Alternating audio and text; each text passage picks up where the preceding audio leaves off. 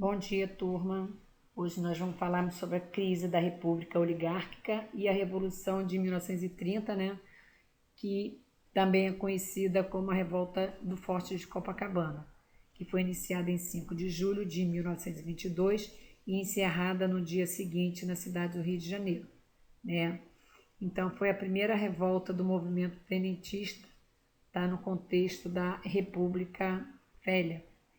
Então, segundo a tradição, foi concluída com uma marcha feita por 17 militares e um civil, que reivindicavam o fim das oligarquias do poder, combatendo aí 3.000 homens, né, das forças governamentais. Então, o elevante ele foi assim planejado com proporções muito maiores, onde teve assim como uma motivação de buscar a queda, né, da República Velha, cujas características oligárquicas, atreladas ao latifúndio e ao poderio dos fazendeiros, se opunham, né, ao ideal democrático, vislumbrando aí os setores das Forças Armadas, em especial de baixa patente, como tenentes, sargentos, cabos e soldados. As transformações da década de 1920, na história do Brasil, os anos de 1920 foram assim, extremamente importantes para a vida do país sobre vários aspectos. Houve crescimento das atividades industriais e, consequentemente, o progresso das cidades, né, que embolsou-se uma vida cultural eminentemente nacional a partir da Semana de Arte Moderna, né, onde que o operariado urbano ele passou a manifestar-se mais intensamente, né, como jovens oficiais do Exército rebelavam, né, se contra o esquema político irmanado no tenentismo, e as próprias oligarquias, né, agravaram os pontos de discordância entre si, levando então aí a ruptura, né, dos esquemas de sustentação da República Oligárquica. Então, a Revolução de 1930 foi o resultado de todas essas contradições que se evidenciaram ao longo do governo, né, dos governos de Epitácio Pessoa, Arthur Bernardes e Washington Luiz. Sobre o crescimento industrial, né, foi na década de 1920 que o Brasil ainda se mantinha como nação eminentemente agrária, com a sua população concentrada principalmente nos meios rurais. Então, desde o final do século XIX, com a migração, a abolição da escravatura e a introdução do trabalho assalariado, tinham sendo assim criadas condições favoráveis ao desenvolvimento de atividades urbanas, onde o comércio ampliou-se, assim como as atividades industriais e financeiras. Cidades como a capital do Rio de Janeiro e principalmente São Paulo cresciam significativamente. Então, no estado de São Paulo, o café alavancou, né, o desenvolvimento de outras atividades econômicas e muitos imigrantes aí passaram a sobreviver nas cidades como operários nas fábricas ou abrindo, né, o seu próprio negócio. Então, a partir da Primeira Guerra Mundial, houve-se grandes impulsos às atividades industriais no país devido à queda das importações, né, onde o Brasil teria de produzir o que antes importava. Então, assim, a industrialização seguiu o modelo de substituição de importações e também as atividades industriais cresceram quase 90%, né, durante a guerra. Apesar de que, afinal do conflito, ter reduzido a força desse setor da economia, algumas mudanças importantes ocorreram. O maior destaque é a incipiente burguesia industrial e também o crescimento significativo do operariado, que se formara desde o final do século XIX. Paralelamente, né, ao crescimento das atividades industriais, houve também incremento no setor de serviços, como o comércio e as atividades liberais, onde proporcionaram aí o crescimento importante das camadas médias, né, da população. Aqui nessa imagem, né, mostramos aqui o crescimento urbano em São Paulo, né, e também no Rio de Janeiro, tá? Essas fotos é de 1922. Assim, ainda que a burguesia industrial não representasse grande peso na estrutura econômica do país, né, anotações, a sua existência já significava ameaça, né, ou alternativa aos esquemas agrários das oligarquias no poder. Então, o operariado, por sua vez, ele crescia e surgiram aí as primeiras organizações operárias, influenciadas principalmente pelas ideias anarquistas.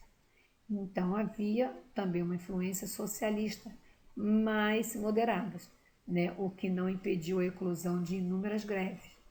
A partir de 1922, com o surgimento do Partido Comunista, onde que as disputas entre as lideranças operárias intensificaram-se ao lado da constante repressão, né, por parte das autoridades.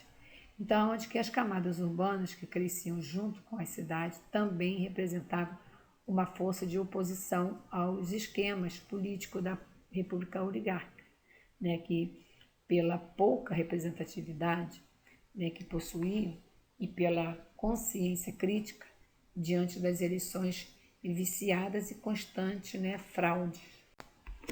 Aqui vamos falar sobre o tenentismo, né, que a República Brasileira ela surgiu da ação de militares que estavam assim, insatisfeitos, né, descontentes com a discriminação que diziam sofrer por parte de autoridades civis e por considerar seu trabalho diferenciado por ser de dedicação exclusiva à nação, que aqui a camada militar, portanto, ela tinha de participar de maneira mais decisiva na condução dos destinos do país, onde que após o término do governo do Marechal Floriano Peixoto, os militares passaram a participar, né, ativamente da vida política nacional, porém não com o destaque dos momentos iniciais da República, mas também com a ascensão de Marechal Hermes da Fonseca, onde houve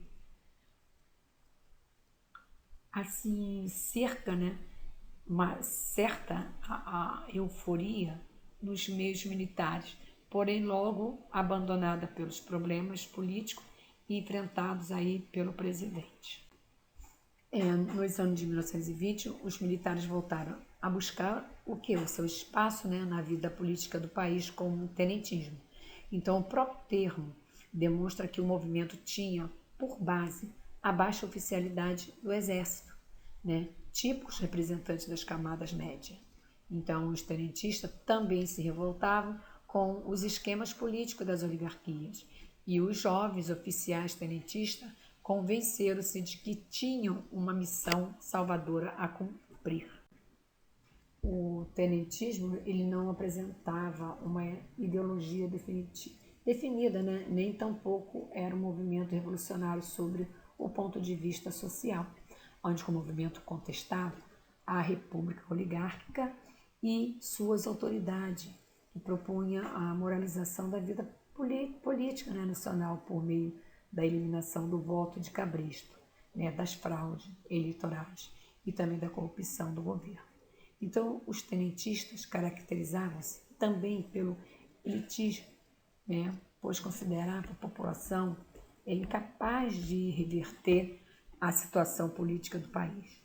Então, eventualmente, surgiram ataques de alguns líderes tenentistas ao capital estrangeiro, o que sugeria, né, um tímido nacionalismo. Partido de um governo forte, né, os tenentistas tinham tendência claramente, né, centralizadoras. Né, aqui vamos falar sobre as dissidências entre as oligarquias. Né? Dissidência é o que? É o ato, né, de discordar de uma política oficial, de um poder instituído, né, ou de uma decisão coletiva. Né? Então, esse termo aí é aplicado particularmente nas dissidências ocorridas em regimes autoritários, né, e totalitários. Então, essas dissidências aí, não bastasse o descontentamento da burguesia industrial, os operários das camadas médias e dos oficiais de baixa patente, como os destinos, né, político do país, surgiram contestações no interior da estrutura do poder, ou seja, entre as próprias, né, oligarquias. Então, a política do café com leite ela começou a causar descontentamento entre as oligarquias de alguns estados que se sentiam preteridos na administração do país. Então, isso ocorreram choques entre as oligarquias estaduais, muitas vezes no interior dos próprios estados, e também a ascensão de grupos políticos dispostos a romper com a estrutura de dominação exclusiva de mineiros e paulistas. Epitácio Pessoa, né, de 1919 a 1922, eleito presidente após a morte de Rodrigues Alves, o paraibano, né, Epitácio Pessoa, ele assumiu o governo num momento bastante difícil, né, na vida do país, onde que a situação financeira não era das melhores. E o governo mantinha, né, a sua política de valorização do café, né, porém sem conceder aumentos salariais para evitar aumento da inflação. Então, a Primeira Guerra terminara, não fazia muito tempo, né, que o Brasil começava a distanciar-se da Inglaterra e também se aproximasse dos Estados Unidos com um pedido de quê? De empréstimo para manter suas contas. Então, como primeiro presidente civil nordestino, Epitácio Pessoa realizou o primeiro projeto de obras para combater a seca no Nordeste. Aqui, né, nessa imagem, podemos observar que a imagem da Tarsila do Amaral, né, o Operários, né, onde a autora é integrante, né, do modernismo brasileiro, que representou em sua obra as transformações sociais que eram vividas, né, pelo país. Então, a nomeação de políticos civis para os ministérios militares gerou uma insatisfação, né, nos meios militares, e em 1922, o ponto mais alto do seu governo, comemorou-se o centenário da independência do Brasil. E o país viu muitas manifestações que não estavam previstas pelo governo, mas como a Semana da Arte Moderna. Então, o ano de 1922 ele foi também um ano de eleições para a presidência da República, né, onde que a política do café com leite ela lançou o candidato, o mineiro Arthur Bernardes, mas alguns estados resolveram enfrentar paulistas e mineiros, né, formaram aí a chamada Reação Republicana, né, composta pelas oligarquias de Pernambuco, Bahia, Rio de Janeiro e o Rio Grande do Sul, onde lançaram aí a candidatura do ex-presidente Nilo Peçanha. Apesar da tranquila vitória de Arthur Bernardes, havia grande clima de animosidade, né, especialmente após a publicação, né, pela imprensa de algumas cartas falsas atribuídas a Arthur Bernardes, que atacavam o exército. Ainda à frente do governo e tentando manter a ordem, Epitácio Pessoa tomou medidas punitivas, né, contra os militares que se manifestavam contra Arthur Bernardes.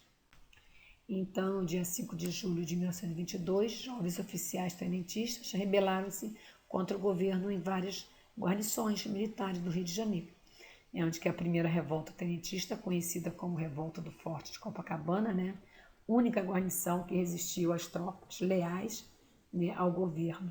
Cercados, né, um pequeno grupo, né, de jovens tenentistas, decidiu então enfrentar as tropas governamentais, saindo às ruas, mas foi massacrado. Sobreviveram apenas os tenentes Cerqueira Campos e Eduardo Gomes. Arthur Bernardes, de 1922 a 1926, o quadriênio de Arthur Bernardes foi bastante agitado pelas manifestações e também de revoltas tenentistas que levaram o presidente a governar sobre o estado de sítio, né, durante quase todo o seu mandato. No ano de 1923, no Rio Grande do Sul, ocorreu acirrada disputa dentro da própria oligarquia gaúcha, por causa da quinta vitória consecutiva de Borges de Medeiros para a presidência do Estado. Então, isso provocou aí a reação do candidato derrotado.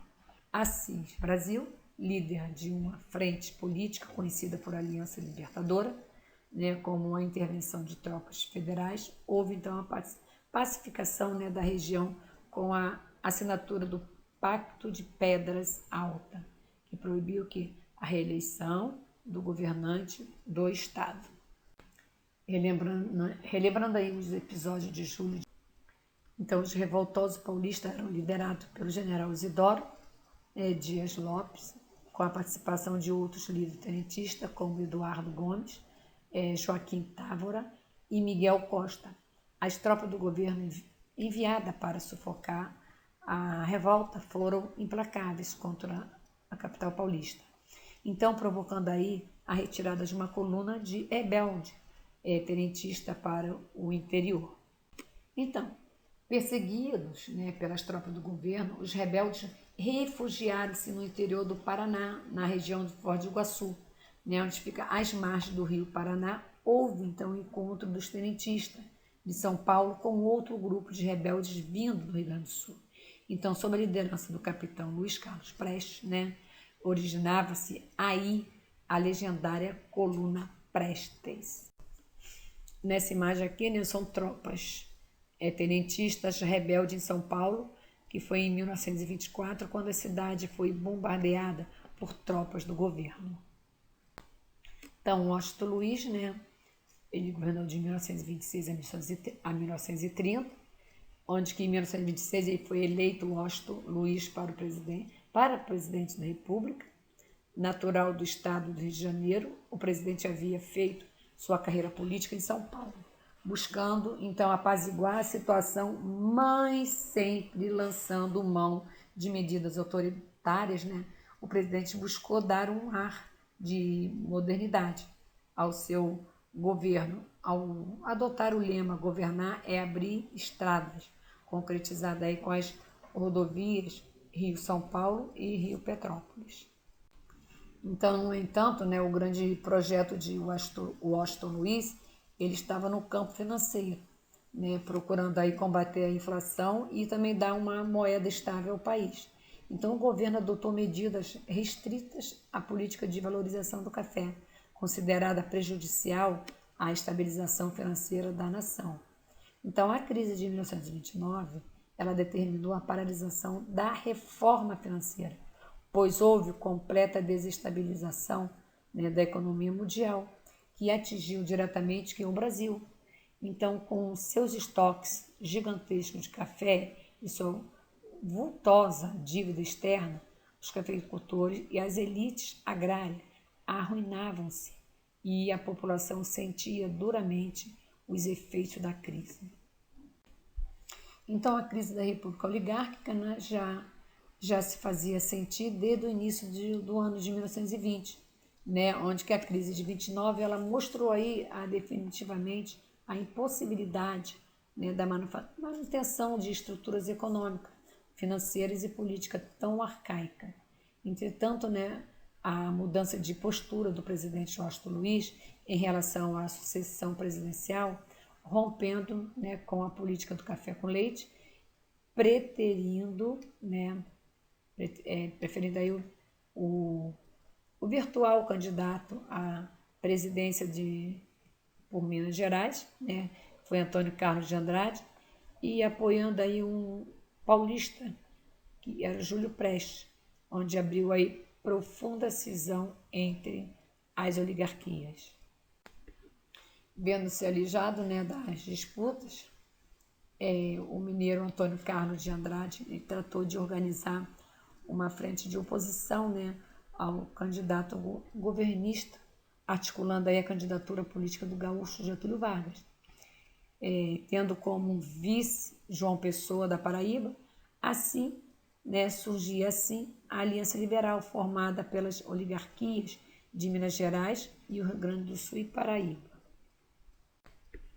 A Aliança Liberal tinha o quê? Consciência das dificuldades em concorrer com contra, um candidato oficial. Então, os aliancistas, eles desenvolveram uma campanha presidencial que buscava amplo apoio e também aproximação com ex-líderes tenentistas perseguidos, né, a burguesia industrial, as camadas médias e o operariado.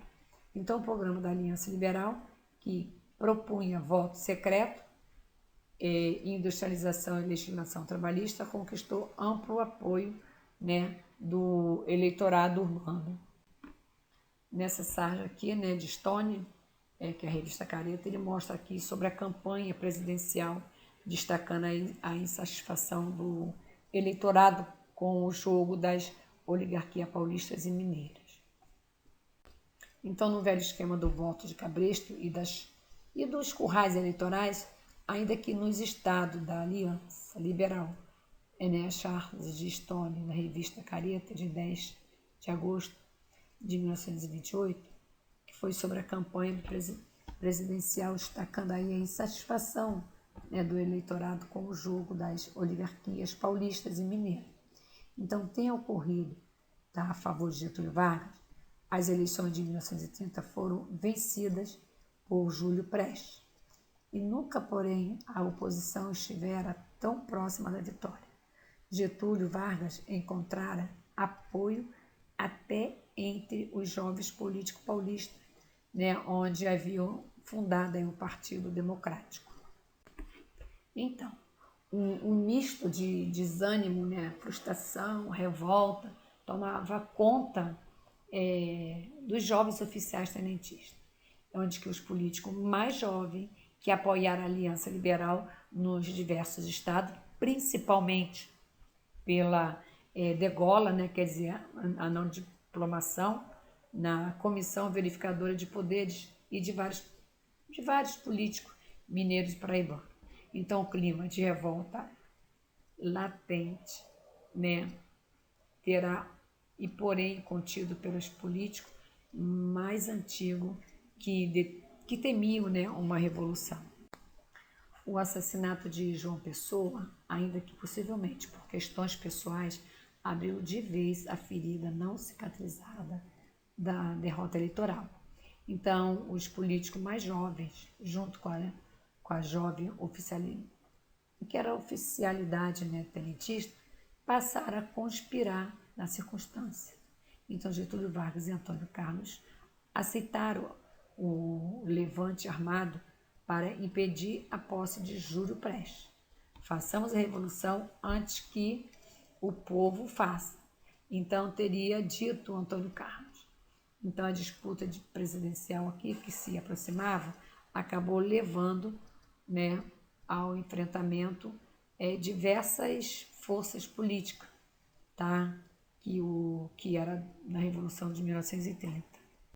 Então, no dia 3 de outubro, iniciava-se o movimento no Rio Grande do Sul sob a liderança de Getúlio Vargas. No Nordeste, o líder tenentista Juarez Távora comandava as ações dos revoltosos. O Washington Luiz ainda tentou resistir, né, reunindo as tropas, né, todas as tropas leais ao governo na divisa entre Paraná e São Paulo, onde se aguardava violenta batalha em Itararé. Então, até, né, ou antes, né, porém, que as forças oponentes se encontrassem, tá, o Washington Luiz foi deposto por um golpe militar no dia 24 de outubro de 1930, sobre a liderança do almirante Isaías de Noronha e dos tenentes Tasso Fragoso, tá? Que a Mena Barreto, que foram a julgar, né? Foram junto, né? Pacificadora. Em seguida, Getúlio e suas tropas eram aclamados entusiasticamente em São Paulo e chegavam ao Rio de Janeiro no dia 3 de novembro de 1930, onde Vargas ele foi empossado como presidente da República provisório, tá, pela Junta Pacificadora. Tá? Iniciava então um novo momento em que a nossa história, né, a Era Vargas, responsável por significativas transformações na vida política, econômica e social do país. Então, essa aqui é uma passagem sobre a Revolução de 1930, em que Getúlio Vargas desbanca Júlio Prestes, que venceu as eleições, mas foi derrubado antes de sua posse.